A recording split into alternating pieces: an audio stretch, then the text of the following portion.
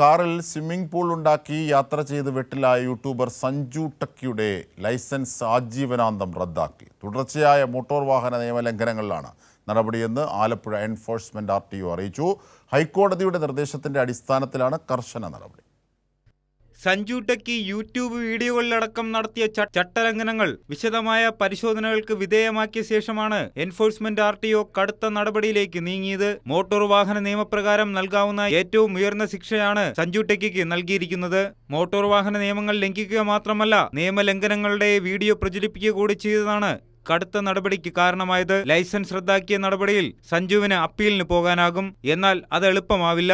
വിഷയത്തിൽ ഇടപെട്ട ഹൈക്കോടതി ഉൾപ്പെടെ കർശന നടപടി സ്വീകരിക്കാൻ നിർദ്ദേശം നൽകിയതാണ്. സ്വിമ്മിംഗ് പൂൾ ഒരുക്കിയ വാഹനത്തിന്റെ രജിസ്ട്രേഷൻ നേരത്തെ റദ്ദാക്കിയിരുന്നു.